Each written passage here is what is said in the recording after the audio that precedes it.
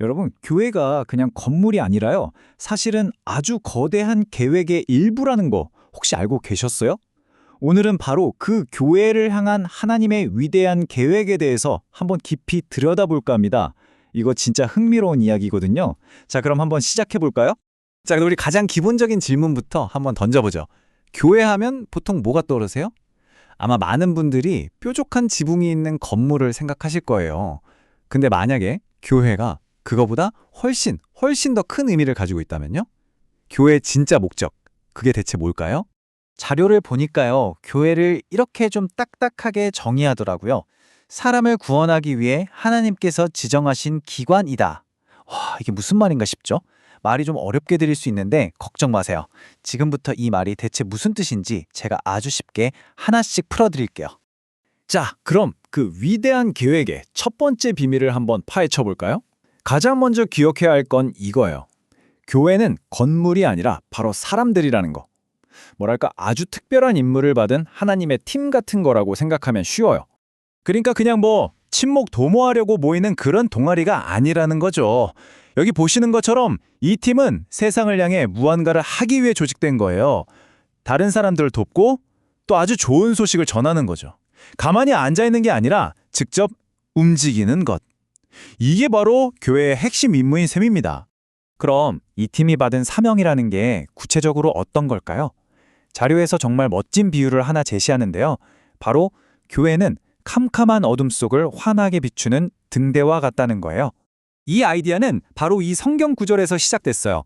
하나님이 자신의 백성을 어두운 데서 불러내서 놀라운 빛 속으로 들어가게 하셨다는 거죠. 생각해보면 간단해요. 일단 내가 빛 가운데로 들어왔으면 그 다음엔 뭘 해야 할까요? 그렇죠. 다른 사람들이 볼 수 있도록 그 빛을 비춰줘야 하는 거죠. 그래서 이 등대의 첫 번째 임무는 바로 하나님의 영광을 비추는 겁니다.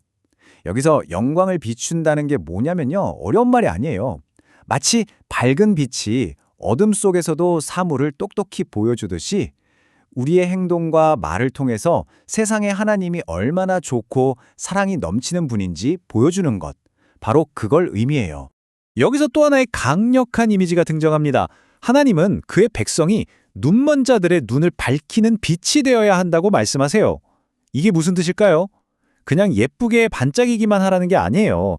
길을 잃었거나 앞이 보이지 않는 사람들을 진짜로 돕기 위한 아주 분명한 목적이 있는 빛이 되라는 거죠. 아, 이 그림이 그 의미를 정말 잘 보여주네요. 교회는 마치 언덕 위에 세워진 도시와 같다는 거예요. 여러분 한번 상상해 보세요. 언덕 위에 있는 도시는 숨길래야 숨길 수가 없잖아요. 모두가 볼 수 있는 희망의 불빛, 그리고 안전한 피난처가 되어야 한다는 뜻입니다. 자, 빛을 비추는 것에서 이제 한 걸음 더 나아가 볼까요? 하나님의 계획에는 또 다른 정말 멋진 그림이 있거든요. 바로 모든 것을 다시 살아나게 만드는 치유하는 강입니다.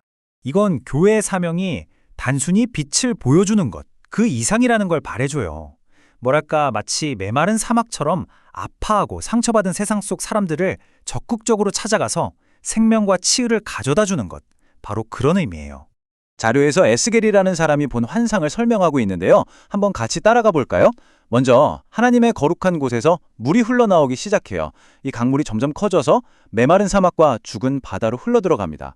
그러자 와, 정말 마법 같은 일이 벌어져요.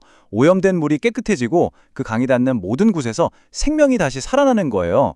바로 이게 하나님의 사랑이 그의 백성을 통해서 세상을 치유하는 모습을 보여주는 아주 생생한 그림인 거죠. 그런데 만약에 말이죠. 이 하나님의 팀이 이렇게 중요한 임무를 까맣게 잊어버린다면 어떻게 될까요? 성경은 우리에게 아주 중요한 경고를 하나 들려주는데요. 바로 잊혀진 포도원 이야기입니다. 자, 이 그림 한번 보세요. 원래 하나님의 계획은 뭐였냐면 그의 백성이 아주 달고 맛있는 포도를 맺는 좋은 포도나무처럼 세상에 좋은 것들을 팍팍 나눠주는 거였어요. 그런데 실제로는 어떻게 됐죠? 그들은 가시만 잔뜩 돋친 들포도나무처럼 변해버렸어요. 받은 축복은 자기들끼리만 독차지하고 다른 사람들과는 높은 담을 쌓아버린 거죠. 가장 중요한 임무를 완전히 잊어버린 겁니다. 자료에 나오는 이 구절이 이 상황을 그냥 완벽하게 요약해줘요. 하나님이 이렇게 말씀하시는 거죠. 나는 너희가 좋은 포도를 맺을 거라고 기대했는데 어째서 이렇게 시고 맛없는 들포도를 맺었느냐? 세상의 사랑과 친절, 도움을 주는 대신에 결국 이기심이라는 열매만 맺고 만 거예요. 하지만 이야기가 여기서 끝났다면 너무 슬프잖아요. 그쵸?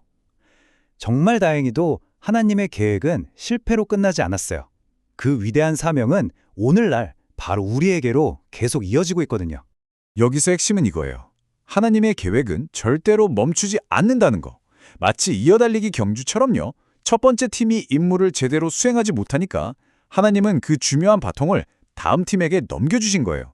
왜냐하면 세상을 돕는 이 사명은 포기하기에는 너무나도 중요했기 때문이죠.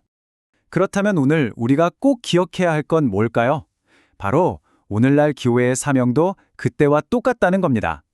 캄캄한 어둠 속을 비추는 등대가 되고 메마른 곳에 생명을 살리는 강이 되고 하나님의 사랑을 모든 사람에게 나누는 말 그대로 행동하는 팀이 되는 것. 바로 그것입니다. 자, 이제 마지막 생각할 거리를 던져드릴게요. 세상을 위한 빛이 되고 또 축복이 되려는 이 위대한 사명은 바로 지금 이 순간에도 계속되고 있습니다. 그래서 우리 각자에게 주어진 질문은 바로 이것입니다. 당신은 어떻게 그 위대한 사명의 일부가 되시겠습니까?